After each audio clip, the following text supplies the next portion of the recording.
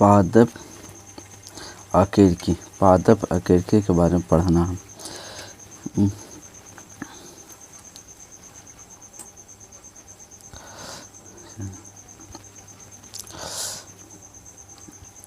मूलाकुर के अंतरिक्ष पौधों के किस भाग से वे विकसित वाली जड़ें कहलाती है? उपास्थानिक मूल। मूलाकुर के अंतरिक्ष पौधों के किस भाग को विकसित वाले जड़ी कहलाती है? उपास्थानिक मूल। मूलाकुर से विकसित होने वाली जड़ें कहलाती है मूसला जड़। मूलाकुर से विकसित होने वाली जड़ें कहलाती है मूसलाकुर कहलाती है। श्वसन मूल मिलती है। श्वसन क्या कहते हैं? श्वसन मूल मिलती है जूसिया में। श्वसन क्या कहता है? ये श्वसन जो है ना, श्वसन मूल मिलती है जूसिया में। किसमें मिलती है? जूसिया में। डहेलिया की जड़ें होती है। क्या होती है? डहेलिया की जड़ें होती है। किसमें होती है? कंदला तथा पुलकित में डहेलिया की जड़ें होती है कंडला और पुलकित में।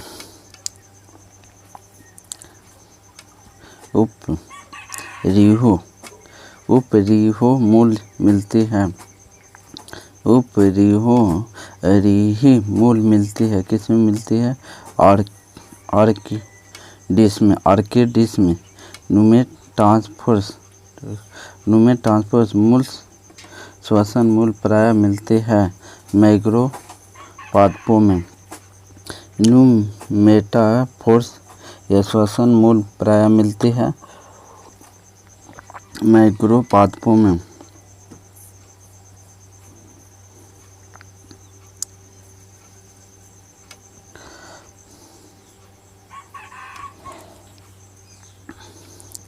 ऑर्किडिस में बिलामेन जड़ होती है कि नमी अवशोषित करने के लिए। ऑर्किडिस में बिलामेन जड़ होती है नमी अवशोषित करने के लिए। निम्नलिखित में कौन सा एक जड़ नहीं है? आलू जड़ नहीं है। निम्नलिखित में से कौन सा एक जड़ नहीं है? आलू नहीं। अब स्तंभ मूल पाई जाती है गन्ने में।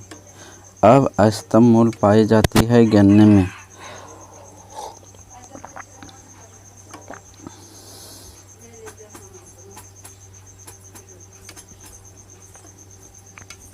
स्तंभ मूल की होती है उपास्थानिक जड़। उपस्थानिक जड़ें होती है। स्तंभ मूल होती है, उपास्थानिक जड़ें होती है। जड़ें विकसित होती है मूलाकुर में। जड़ें विकसित होती है मूलाकुर में। गाजर एक है जड़ है। गाजर एक क्या है? जड़ है। निम्नलिखित में कौन सा पादपों का या के मुख्य अवशोषक अंग है? केवल जड़ होता है। केवल निम्नलिखित में से कौन सा पादपों का या के मुख्य अवशोषण अंग है? केवल जड़ है। बरगद के पेड़ के तने में लटकने वाली मोटी जड़ें क्या कहलाती है? स्तंभ मूल। बरगद के जो पेड़ में तने में लटकने वाली मोटी जड़ क्या कहलाती है? स्तंभ मूल। निम्न जड़ों में कौन सा गलत है? सक्राकार जड़ प्याज गलत। कुंभी रूप जड़ शलजम सही है। तरकू रूपी जड़ मूली सही है। श्वसन मूल मैंग्रोव पौधे। श्वसन मूल पाई जाती है क्या कहता है? श्वसन मूल पाई जाती है राइजोफोरा में।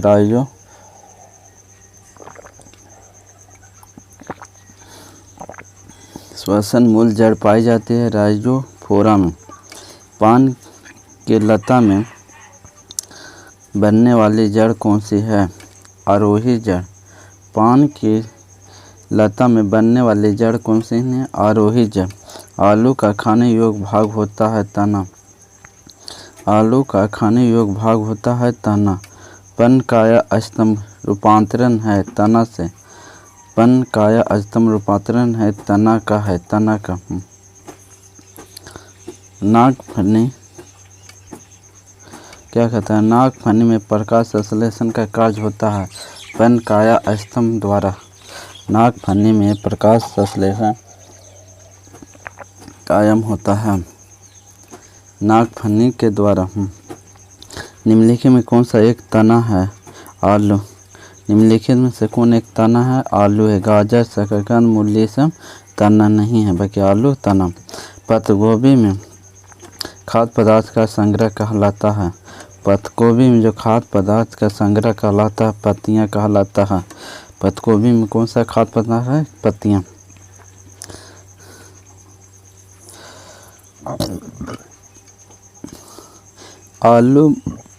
आलू भूमिगत रूपांतरण तना होता है जिसे कहा जाता है कंद। आलू भूमिगत रूपांतरण तना होता है जिसे कहा जाता है कंद। निम्नलिखित में से क्या तने का रूपांतरण नहीं है? तने का रूपांतरण शकरकंद नहीं है का नहीं, शकरकंद का कंद। निम्नलिखित में से क्या तने का रूपांतरण नहीं है? शकरकंद का कंद। निम्न में से कौन सा तना है? अदरक। निम्न में से कौन सा तना है? अदरक है। इनमें से कौन सा प्रकंद का उदाहरण है? प्रकंद का उदाहरण अदरक है।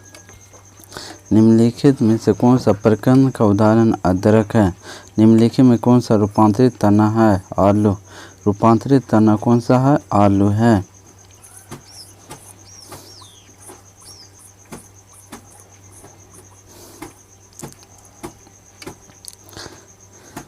निम्नलिखित में किसमें पत्ती का पर्णदल प्राय निकीकृत होता है? सुर्खोत्तरभिंग। काइटन्स के शूल किसका रूपांतरण है? तने का। काइटन में शूल किसका रूपांतरण है? तने का। पुष्पों का अध्ययन एंथ्रोलॉजी कहलाता है। पुष्पों का अध्ययन एंथ्रोलॉजी कहलाता है। वे पौधे जिनमें पुष्प नहीं बनते हैं कहलाते हैं वे पौधे जिसमें कभी पुष्प नहीं बनते कहलाते हैं केटोगेम्स। पूर्ण पुष्प में पाया जाता है सभी चारों चक्र पाया जाता है। पुष्प के प्रजनन चक्रण होता है पुष्प और जायांग।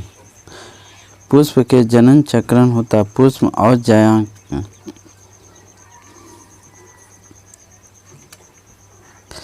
निम्न में से कौन सा एक उभयलिंग फूलों के बारे में सही है? इनमें से पुंकेसर और अंडप दोनों होते हैं।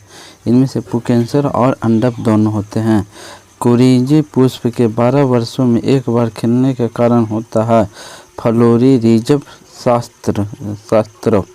कुरिंजी पुष्प के 12 वर्षों में एक बार खिलने के कारण होता है फ्लोरी शास्त्र। संसार का सबसे छोटा पुष्प होता है बोल्फिया। संसार का सबसे छोटा पुष्प बोल्फिया। फूलगोभी में पौधे का उपयोग भाग कौन सा होता है? ताज़ा पुष्प समूह। फूल गोभी में पौधे का उपयोगी भाग कौन सा होता है? ताज़ा पुष्प समूह। निम्नलिखित में कौन सा विश्व का सबसे बड़ा पुष्प है? रेफलिसिया। विश्व का सबसे बड़ा पुष्प रेफलिसिया। जीवन चक्र की दृष्टि से पौधों का सबसे महत्वपूर्ण अंग है पुष्प। जीवन चक्र की दृष्टि से पौधों का सबसे महत्वपूर्ण अंग है पुष्प। परागकोश से वर्तिकांक तक परागन का स्थानांतरण कहलाता है परागन। क्या कहलाता है? परागन।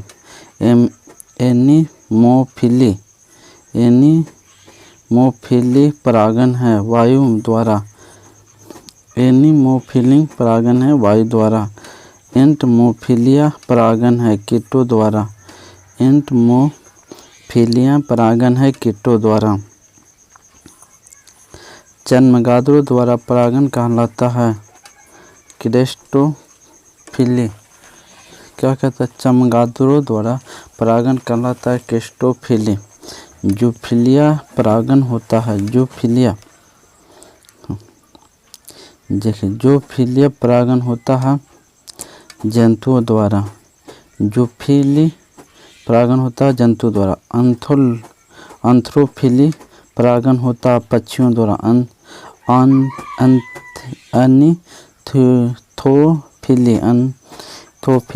एनिथोफिली जो है ना परागण होता है पक्षियों द्वारा।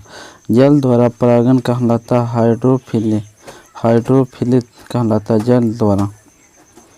जो परागण बंद पुष्पों में होता है कहलाता है क्लिस्टोगेमी। जो परागण बंद पुष्पों में होता है कहलाता है क्लिस्टोगेमी। पर परागण लाभदायक होता है क्योंकि इसके कारण होता है अच्छी संतान। परागण लाभदायक होता है क्योंकि इसके द्वारा होता है अच्छी संतान होता है।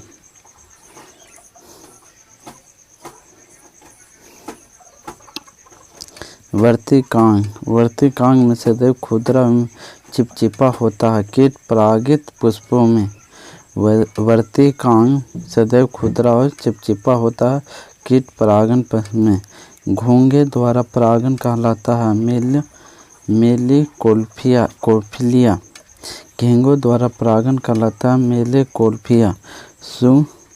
सुगंधित पुष्पों में परागण किसके द्वारा होता है? कीट द्वारा।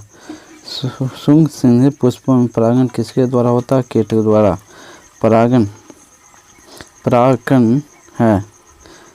परागण है क्या है? अपूर्ण विकसित नर युग्म को भी अपूर्ण विकसित नर युग्मभूत कीटों द्वारा परागित फूलों को परागण होता है। रुच और चिपचिपे कीटों द्वारा परागित फूलों का परागण होता है। रुच और चिप निषेचन क्रिया होता है। एक नर युग्म का अंडाणु से संयोजन होता है। निषेचन के पश्चात बीजों में बीजावरण विकसित होते हैं। निषेचन में पश्चात बीजों के बीजावरण विकसित होते हैं अध्यावरणों से। निषेचन मुख्य लक्षण है आवृत्ति बीजों का। निषेचन मुख्य लक्षण है आवृत्ति बीजों का। का जनन होता है। अनिषेच के जनन होता है। किसमें होता है? बिना निषेचन के अंडाणु का परिवर्धन। बिना निषेचन के एक अंडाशय के फल में विकसित होने को कहते हैं पार्थेनोकॉपी। बिना निषेचन एक अंडाशय के फल में विकसित होने को कहते हैं पार्थेनोकॉपी। निम्नलिखित में कौन सा फल अनिषेचक फलनीय है? केला। निम्नलिखित में कौन सा फल अनिषेचक फलनीय है? केला। गुर्देदार थैलेमस जिनमें खाने योग्य होता है सेब। क्या? गुर्देदार थैलेमस जिनमें खाने योग्य होता है सेब।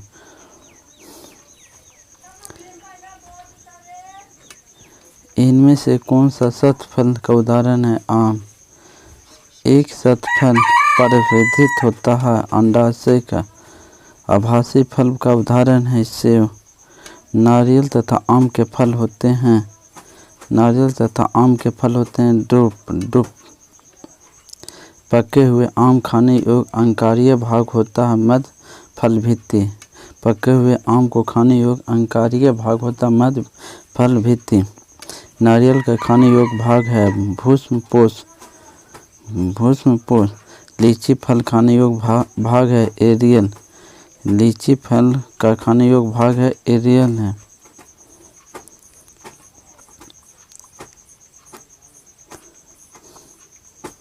सेब एवं नाशपाती के खाने योग्य भाग है मासला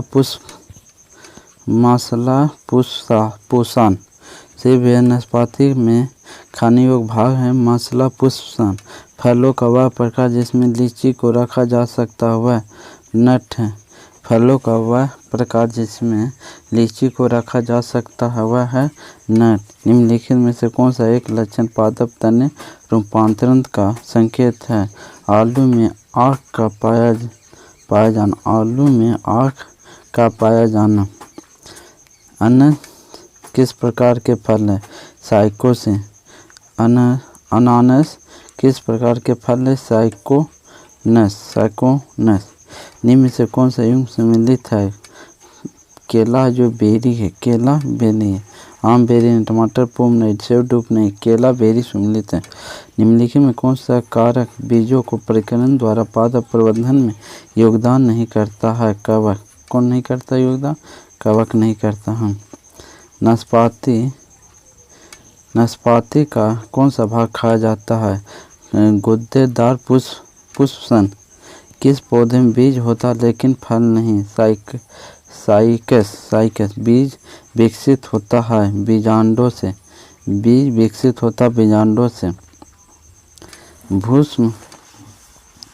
भूष्म किस में मिलता है? बीज में। भूष्म है ना, जो किस में मिलता है? बीज में मिलता है। ऑर्किड के बीज होते हैं हल्के और सूख होते हैं। समानता अंकुरण के लिए किसकी आवश्यकता नहीं होती है? प्रकाश की। समानता अंकुरण के लिए किसकी आवश्यकता नहीं होती है? प्रकाश की नहीं होती है। सजीव वर्ज्यक अंकुरण किस में पाया जाता है? राइजोफेरा में। सजीव वर्ज्य अंकुरण किस में पाया जाता है? राइजोफेरा में। अघोर भूमिका अंकुरण पाया जाता है मक्का में। किस में पाया? भूपोरिक अंकुरण पाया जाता है आर्टिज में। पौधों में पीत अंकुरण का अभिप्राय है जनक वृक्ष पर लगे हुए फल भीतर बीजों का अंकुरण। घटपन्नी के निम्नलिखित भागों में कौन सा एक घट में रूपांतरित होता है? तना में। निम्नलिखित में कौन सा एक कीटहारी पादप है? घटपन्नी।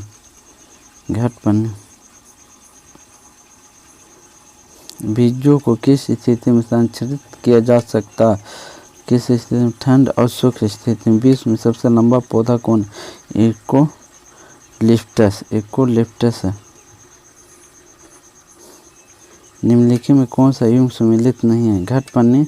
जलोभृति किस पादप के तने संचय में लिखता कार्य करता है? हल्दी। जय हिंद, जय भारत।